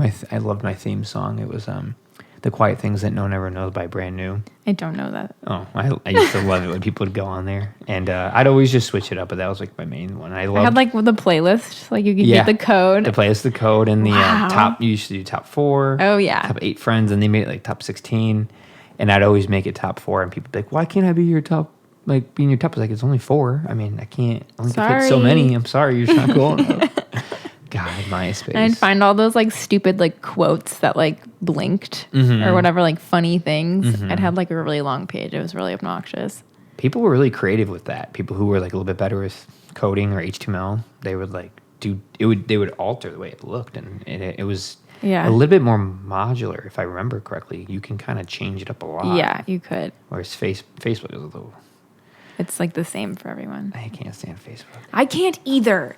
And now all my family's on there. It's the worst. Which I like love and I hate at the same time. Like they're not really on Instagram, so I can be like myself. Yeah. Instagram is like for us and Facebook's for like our parents. But like I also don't want to be like life update. I've accepted job or I've moved to city. I'm like, I don't want to post that. And people will post like novels on their lives. I'm like, that's cool, but like I'm not going to read all of it, and I don't want to write all of that for myself, and I like almost don't want people to know. Yeah. You know, like are you just like Facebook, you post like your music stuff?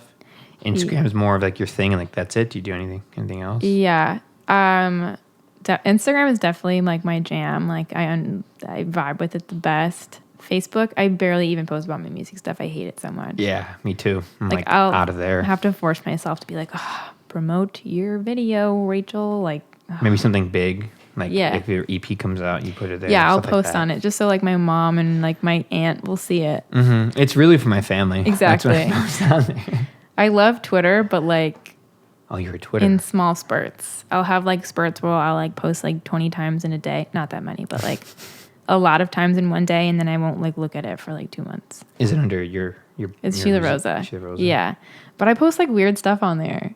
So like I'm never like follow me on Twitter, because I'll post about like pooping and stuff because I think it's funny. Yeah. Like I don't so that's know. like your escape. Like Instagram is like your professional. Like this is my music. Yeah. This is me. My art. I'm an artist. Yeah. Facebook's to keep family happy. Yeah. And Twitter is like so you can just stream of consciousness. It's very stream of consciousness. It'll be like 3 a.m. and I'll be like snacking and I'll be like, why do goats sound the way they do? Like something just bizarre, you know, like.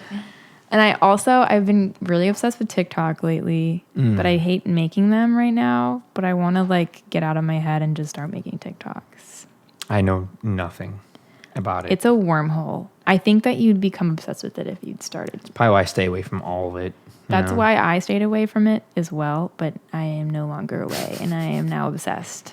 And it might be like, I don't know if it's an age thing, but I just kind of missed that boat of that. I think, I don't know. You'll like, that's the thing about TikTok is it sucks you in because it'll like learn what you like just by what you're engaging with. And then it'll start serving you things that you really like. And you're like, damn it. Yeah. It sucked me in. It's a big one. It's like the most niche content. There's like psychological TikTok. Like it's not like segmented, but it'll just like the algorithm will like pull that stuff for you, or like gardening TikTok, fashion TikTok, like old ladies with tattoos and great style TikTok. There's like old people TikTok. There's gay old people TikTok. Old people TikTok, huh? Which I love. Yes. Wow. I started getting served like old people TikTok, and like there's this account. Are they funny? I'm sure they're ridiculous. Yeah, they're amazing. Do you do it for like the humor? Is it all humor? Humor and like it's a lot of music stuff too. Oh, okay. Yeah, a lot of music stuff. So there's like so many people that are just like people singing in their bedrooms, and I'm like, oh my God, you are amazing.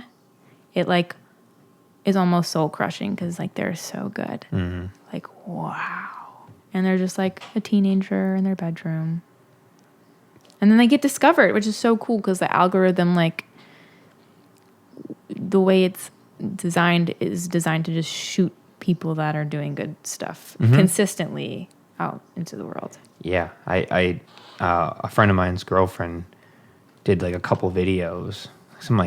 about McDonald's fries or something, Yeah. I believe, and it just got like 2 million things. Like she's just not doing anything. She just made it, wasn't expecting it. Right. And she like blew up and she got like 60,000 followers in like one day. Just like, whoa, that's crazy. I know a few people that have like gone like TikTok viral. Yeah, it happened with Beach Bunny. Whoa. It happened with Yeah. them. Is that how they popped? Yes. Amazing.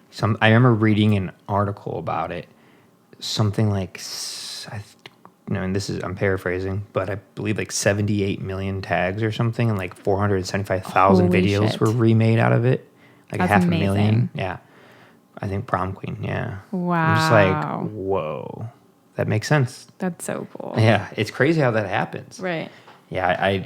I know I just don't feel like doing anything anymore. I just want to like be outside, not be on streaming services, not be on TikTok or YouTube or any of that, and I don't know, post once a day on Instagram and then like walk away from it and just like keep living life, you know. That's another thing. It's like TikTok, it's not, you can't just like upload a photo. You've got to like make the video. It's like so much more involved. It's like my barrier to entry, but I want to get involved because it's a lot of fun.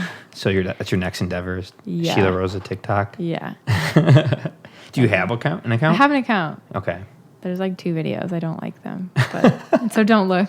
But maybe you should follow me at the same time. Maybe you should look. But that's funny. Yeah. It's weird what you have to do now as an artist, musician, creative Yeah. person. You have to be on something. You've got to be a content creator on top of an art creator, which are 2 different things sometimes. They are. So. Yeah. It's weird too when people start talking about like, have you ever heard this, like your brand? Oh my God, yeah. I mean, I work in advertising. Oh, you do? Like, I didn't know that. Like I've designed for So Mad Men, yeah. Essentially. That's interesting. That's where I got, like I went to school for advertising. So why choose advertising? Because I was like, if I'm going to go into music, but I'm too scared and my parents are helping me out with college. So I can't do music. So I might as well be able to, like, I learned how to sell myself. So that's what I did. That's a weird concept. Interesting. Yes. If I could do it over, I think I would. I think I would just be like, sorry, Mom and Dad, I'm going to make music. But I can now do a lot of those things myself, which is cool. It's bittersweet. It is. I completely understand. Yeah. I'm glad that my parents like didn't have the means to do the college thing for me. So I was like, well, I guess I'm going to choose my own path since I'm on my own with Amazing, this. yeah. I chose like recording and engineering in school like that. But yeah, so they didn't have a say. They were trying to have a say. I was like, I'm paying it's my for problem this. now. So Yeah. I actually am just going to do what I want. So everyone I do know whose parents like helped out or did it all. It's like a privilege and also like they didn't have a burden. say. They're like, you're doing this. Yeah. You're doing technology, you're doing medical, you're doing science, you're doing something that's going to, pay the bills. Business, something like that. You're not going to art school. You're not doing that. So yeah, it is bittersweet, but that is interesting. Every time someone picks advertising, I always want to go, interesting, advertising. You learn a lot. Yeah. You learn a lot about the devil, don't you? Kind of, but like yes and no. So like I studied more like creative concepting. So I didn't do like marketing. So I didn't like learn about I took like a marketing class because I had to, which is more like consumer flow and like what you're targeting and stuff. I was more like the artistic concepts that you like that hold everything together. Yeah. Like drawing out, sketching out the concept of a commercial? Kind of. So a lot of times a campaign will like fall under a concept. So like, let me think of an example. Let's make one up. Okay, so I'm trying to sell candles, right? Okay. But I'm trying to be cool. So like, let's candles make the monster that the smells. Okay, so the smell is a monster. Okay, so smells kind of are like the unseen monster. They're the elephant in the room. Okay, great. So I'm working through it live. Here we go. So smells are like the elephant in the room that you can't really see. So the concept could be like visually there's like this giant thing in a room that like the candle like it takes away or something. So it's like visually and conceptually that thing gets broken up between all the different like media. So for TV, it'd be like that thing happening visually. And then for radio, you'd kind of be like talking about like the elephant monster in the room getting sucked in by this candle. And then for your banner ads, that would be it visually. And then your out of home, your billboards, that would kind of be like visually. So it all kind of like ties together. Yeah. So yeah, I'd be like studying like how to create something creative to tie into a product, and then how do you version it out to like different media? Like, are there really cool activations you can do? How similar is that to like a copywriter? So copywriters and art directors are like work married, and they're like the creative team. So they concept together usually these campaigns, and the art director will design or come up with the visual, and the copywriter will write the words or the headlines or the visual space. The idea space, and they'll like collaborate on everything. Yeah. No, what you said, like, because I've seen the show Mad Men like a million. It's like my favorite show. I've never seen all of it. So I got good. really bored, honestly. I loved it. I loved every moment of it, and everything you're saying. I'm just like, yeah, I'm picturing everything that they did and went through and how they did it, and I'm just like so stressful. It's very stressful. Very stressful. Very demanding job. Long hours trying to please clients who don't know what they want. Oh my God. What they're doing. Triggered. You're triggered right now. Not for real, but yes. Did I bring up some bad things? No. Sorry. No, you're good. Yeah, earlier she's like, don't talk about my job. Instantly. So anyways. we can talk about something else. You sold me on candles, though. You liked that mess of a concept. That was great. The elephant's right here, and before the candle's lit, it's just kind of hovering, and it's kind of you light it and it goes right into it. Boom. We're rich. This podcast is going to air, and we're going to become millionaires. Except someone's going to steal the idea, and we didn't get it patented or anything. So maybe they will at least buy us both slip and slides for our troubles. I used to love slip and slides. Me too, and I think they're so funny. They're so weird. It's such a funny concept. Let's lay down thin plastic rubber. We're going to put a hose, water. Waste a ton of water. So much. Have it run all day. Get a bunch of Dawn soap and put this weird, arguably toxic stuff all over the grass. Yes. Full of soap. You're going to hurt yourself because there's sticks, there's rocks. You're it's going to tear probably going to get through. really sunburnt. Get bruised up because you're sliding on your backside. But it's fun. So much fun. When you're like 10, all that, you're like, I don't know. None of that means anything to me. Yeah. It's mom and dad's dime. I don't care. Yeah, I do And not now I'm care. like, no, we're not doing that. That's such a waste. Absurd. It's absurd. That's absurd. I would always just get hurt. Like, Me too. you'd push it to the limits. Let's attach 2 together. Let's put 3 together. The Let's have it games that you play, running like bases, figuring it out, like throwing balls back and forth, tagging each other. Yeah. Yeah, fun. That's really funny that you did that too. Yeah. I don't know a lot of girls that early do that. 2000s. Really? Everyone I did with was just guys. Yeah. Well, that makes sense because I feel like when you're growing up, you're like hanging out with That's guys. true. You're absolutely right. At my birthday parties, we'd pull out the slip and slide, go crazy. Yeah, early 2000s. We had some massive ones. Like my uncle's house, he was in construction, so he had like 200 feet of like nice plastic, and he had a big hill, and we just made the biggest one ever. He'd be going fast. Oh my God, yeah. And the bottom was like this mud pit. It was a mess. Nice. So much fun. Oh, that was it. I miss those days. Me too.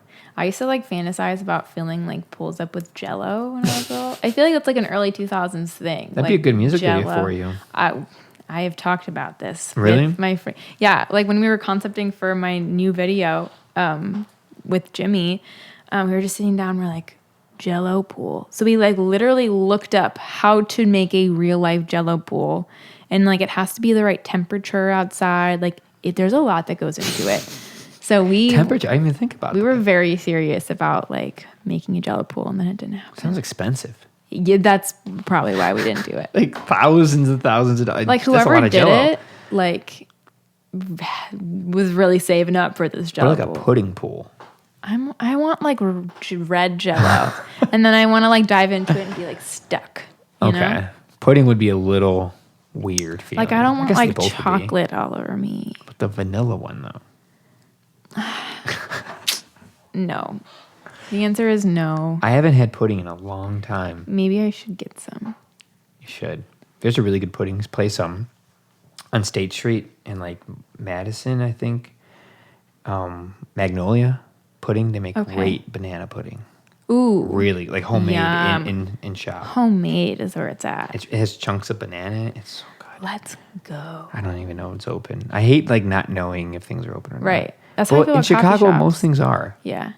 Coffee shops? I like miss like walking up to be like, oh, I have like an hour and a half to kill between these two things. I'm gonna post up in a coffee shop. You can't like do that right now. I know. I miss them a lot doing that. Well, like by me in the suburbs, some are open. Okay. It's just different. It's just spaced A out. lot of them in the city are like takeout only. Yeah, I've been to some. The Wormhole in Wicker Park. Yeah. I love that place. Yeah, but you got to go in, order, and get out. I get it. I think this summer that stuff will start to slowly I'm so excited. expand. Me too. I hope LA starts to Me open too. up more, you know. It is. As people get like vaccinated, like there are people like things are happening more and more. But yeah. What time is it? I don't know. It might be a good Oh, shoot. spot. What time is it? It's 6:50. I think we did about 2 hours. Oh my gosh. That was 2 hours. You want to end it? Yeah, we can end it. I also really have to pee. All right. Well, So this is a good spot to end. Plug everything about your music and your art, please. Yeah, so Shi la Rosa, that's SHI space LA space ROSA. You can find me on Instagram, Spotify, all the streaming platforms, all the socials. I've got a new single coming out at the end of May called What I Want, and a disco EP called Late to the Party coming out in June. So stay tuned. That's amazing. I'm so excited. Thank you for doing this. Thanks for having me out here. Thanks for coming all the way over here. Like, I really appreciate it. It's no problem at all. And it's Yeah. very mobile. Yes, you really killed the game. Thank you. I appreciate it. It's been a pleasure to have worked with you. I can't wait to do it again in the future. Yeah, I can't wait. You know, I can't wait for things to open up and go. Oh my God, I forgot. What? Here, I made Not in Love letters, like postcards for my latest release. Oh, nice. So here's all of 5 of them and stickers for Thank you. I have stickers You're and pins for you. Bending Brains one. They're somewhere. I'll get them for Okay, you. They're not perfect. on air, but thank you so much for this. You're welcome. Thank you again, Shi la Rosa. Yeah, and thank you. listeners, please check her out. She's a very talented singer and songwriter, and I'm excited for all the things you're doing. Thank you. I'm excited to see what you do as well. Thank you very much. All right. Take care.